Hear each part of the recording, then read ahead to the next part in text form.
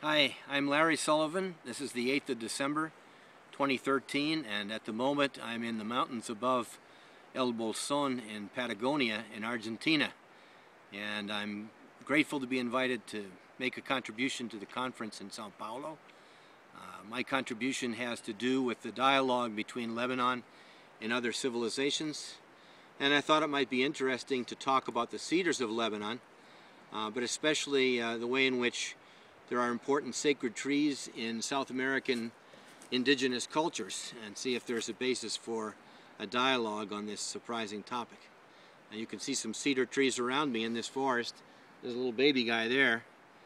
There's a bigger one behind me, and if we took the time we could find other bigger cedars here as well. We tried to find a spot that's quiet enough to be away from the Asur River, which is where we are. All right. I want to start by saying the very center of the world is often marked by a sacred tree, or the image of a sacred tree. This is the case in countless cultures around the globe.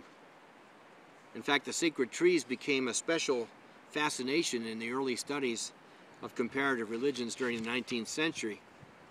And because they were so important, you had people like the British historian of religions, Sir James George Fraser, name his encyclopedic 13-volume study of religion for a tree, the Golden Bough, very famous and still a valid read today. And my doctoral teacher, Mircea Eliade, a Romanian scholar, wrote countless pages about the sacred trees that were found at the center of so many cultures of the world. Like Jacob's ladder, or Jack's beanstalk, one ascended and descended these plants, these trees, to move from one kind of life to a completely different kind of life, a life of a different order. And one hoped to take something lasting and transformative from those extraordinary places. Such a tree then is always miraculous, literally, in the sense that it is opening our eyes, making us see and admire other ways of being than our own. Mircea Eliade detailed the trees that were used by shamans across Central Asia, especially in Siberia. Tungus tribesmen, Buryats, and Goldi shamans, for example, scale enormous world trees, or sometimes just a sample of their branches, while their souls are ascending into heaven along the tree of the Milky Way, which is painted on their drums. They guide their patient souls along that same right path from branch to branch, coaxing the spirits and souls out of their patients' bodies so they can visit the realms of the healing spirits and the gods on high. Through techniques like fasting, dance, enchanting music, induced trance, and other techniques associated with ecstatic travel along the world tree. The tree at the center of the world may in fact be a majestic tree or an actual species found in the area of the tribe. One thinks immediately of the cedars of Lebanon, dramatically described in the very earliest written text we have in human history, the Gilgamesh epic. And the cedars of Lebanon are mentioned prominently in the Old Testament on multiple occasions, and they are still spoken of with reverence in today, high above the Qadisha Valley, as well as on the Lebanese national flag. The cedars of Lebanon were used in the holiest places for millennia, not only for their enormous size and strength and durability and beauty, but especially for their spiritual standing. In general, sacred trees function as an axis mundi, a Latin term that means the hub of the universe. These trees connect the ground with the sky, also the human world with the heavenly realm, and every aspect of knowable reality with every other such aspect. They are the crossing points, the bridges, the links in the universe. And through the artful woodworking of artisans that fashioned temples and sacred implements out of these holy woods, and through the rituals performed in association with the world tree and its images and its wood and sacred temples and ornaments, the sacred tree at the center permits human beings to join heaven with earth. And that is why the cedar was the most prized tree to use in the Eastern Mediterranean for the construction of temples, whether they were placed in the high lintels of Bacchus Temple in Baalbek or the pyramids and tombs of Egypt, and also used as the major timbers to construct Solomon's temple in Jerusalem. For similar reasons, the great cedar was the wood of preference in ornamenting the holiest place in the Inca Empire, the Coricancha, the central temple of the sun high in the Andes. The insides of these largely stone temples were carved entirely of cedar before being adorned with beaten gold and silver. In both Lebanon and the Inca highlands, the prized cedar was cut down nearly to the point of extinction by invaders from outside the territory.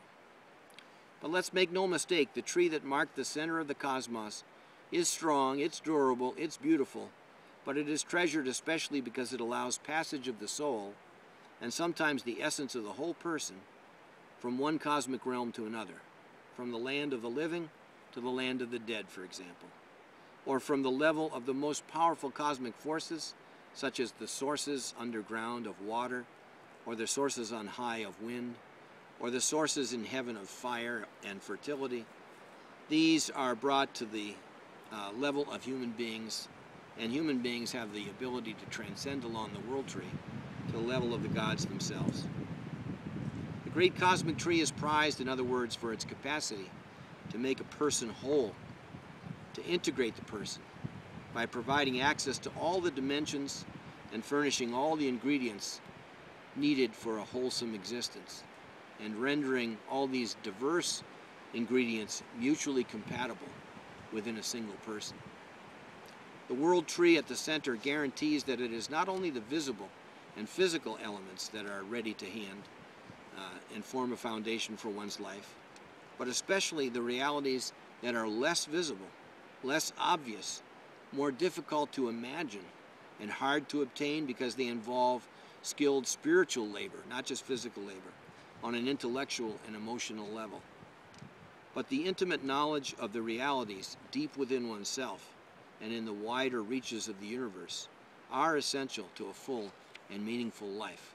The cosmic tree provides access to them. Since it occupies the center of the spiritual life, it is not surprising that the sacred tree is thoroughly ambivalent, encompassing faith but also doubt, union with the divine but also an alienating separation from the divine life.